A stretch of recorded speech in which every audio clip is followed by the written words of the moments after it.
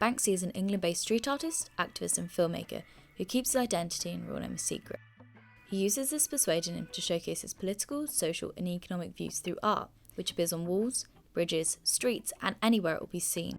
His art began appearing around Bristol, which people believe is where he is from, in the early 90s, before his work began appearing all over the world and the rest of the UK in the 2000s. His work is known for conveying political, social and economic messages, which can be done without much criticism due to his anonymity. Over the holidays, a few pieces of street art began appearing around Norfolk and Suffolk. People believed these works could have been by Banksy. They were then later confirmed by the artist himself through Instagram with his short video titled A Great British Spraycation. These pieces reflect the areas they were created in, with some linking to his key messages such as the We're All in the Same Boat piece that appeared in Lowestoft. Other pieces that appeared were just general street art with the aims of brightening up these areas, like the people dancing on top of the bus shelter. However, not everybody liked these new works of art, so some were covered up with paint. Some were in the works of being restored, such as the sunbathing rat, due to the rat being a regular motif of Banksy's. I was at a festival and he produced these little books.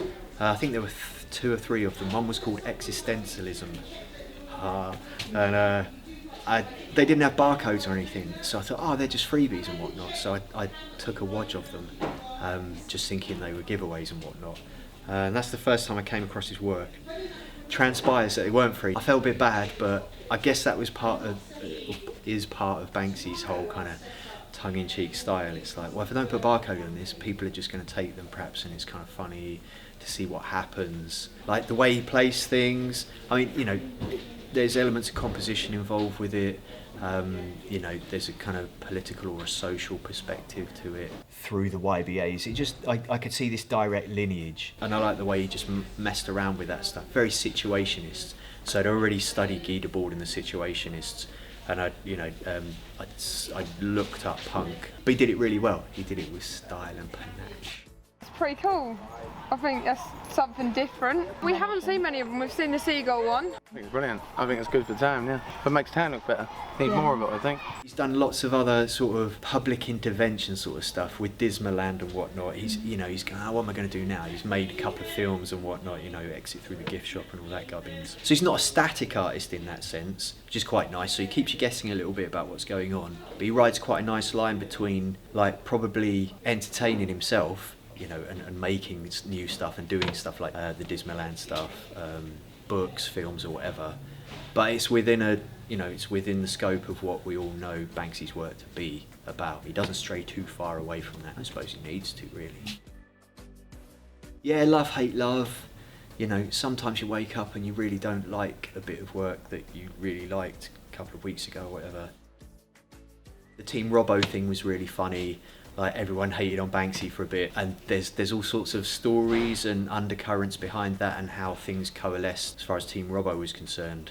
I'm open to enough different avenues and genres of things that I'm happy to let that all slide. I'm not that purist, I guess, at the end of the day. I never have been. I know people that are, and they're cool. They're like the yardsticks of a culture. We've seen the one in Nicholas Everett Park, by the bridge. We're all in the same boat. That's really good. And the message is good. Yeah, the message is good. Pity about the sand not being on this one. Yeah. So we're off to find the next one now. We're on a mission to just tick them off. So we spoke to several people who've come just to see these. Put it in perspective, I think it's from about 94 to 2004, that decade period. Banksy was the fastest growing, grossing artist since Pablo Picasso. He's not the richest, he's not like a Gerhard Rix or anything like that, or a Cy Twombly or whatever. It's meteoric. But he kind of made the most amount of money in that period of time that quickly since Pablo Picasso, who's the other end of the century, basically. It's what you can afford, I suppose, at the end of the day, as to whether it's worth the money. There's rumour that he kind of, he gives away a fair amount of his canvases and stuff to people. Say you've got a hardcore graffiti writer that's coming out of prison or something, he might be a friend or a friend of a friend or something, and he's allegedly quite altruistic in that sense, and he'll give away a piece that person can sell, get themselves back on their feet, get themselves back into a societal role.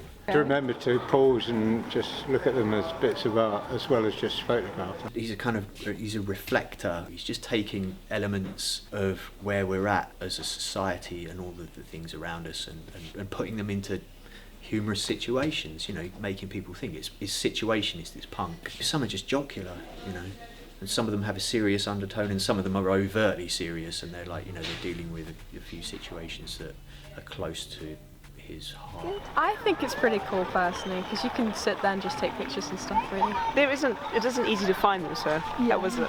I'm actually only here to take a picture because I have a friend in the States who says, can I send her a picture? Could delve deeper into a quasi-philosophical conversation about it, and there are all sorts of levels involved with that, but superficially, like, you can get something from it politically or socially or just on a humorous level. But they're pretty easy to get as a general rule. It's not difficult art really in that sense. I think it's quite simple, doesn't really show anything, not like some of his other works. There's the one over there that's been covered up, but we've not seen any others on this coastline now. Especially for Galston, I don't think it gets as much tourism possibly as Yarmouth and Lowestoft, so, and certainly Norwich as well. If people are coming this way, they might come out this way to see them. I've been doing quite a bit of mural work out in Yarmouth in particular. It's not the first stuff I've seen by him, you know, it just pops up everywhere.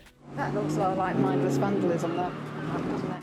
You know, as with the event of the Yarmouth situation at the moment, and you've got the council involved, and you know, they cover it up with a massive sheet of perspex, and there's this huge oxymoron involved. Banksy's just brilliant, so yeah. we come all this way just to see them. About a 4-hour journey down, haven't we? If I lived just there, I think I just might be a bit fed up.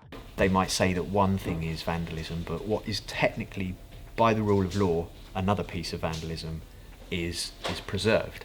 You know, there's a massive oxymoron with that. I find that very funny that that's pointed out in such an overt way, and that people don't seem to get it. Or if they do, they just don't care. After conducting these interviews, I now have a greater understanding of how Banksy's influence has spread in the areas where he chose to display his art. As a result of his influence, more street artists are flocking to these areas, along with tourists whose sole reason for being there is the Banksy Spraycation trail. Whilst out collecting people's real opinions on his art, I noticed the amount of people solely there for his artwork, and some had travelled hours just to get a glimpse of these pieces. Overall, people thought his art was good, but there were a few who were either not fazed by it or did not like certain pieces in this collection. Surprisingly, the people who were huge fans of his art were outside of the expected target audience, so this just shows how much his influence has spread recently due to his increase in popularity again. I wanted to get the local tourist officers' opinions on Banksy's art and how it has affected their tourism, but I could not contact anyone. They did give a few statements to the BBC, saying that they are in the works of restoring some of the pieces and are preventing further damage to the rest by protecting them with UV stabilised polycarbonate to prevent fading and wear to the artworks. Along with this, the BBC said that the council thanked Banksy for all the wonderful artwork and said it was continuing to celebrate his gifts to the town.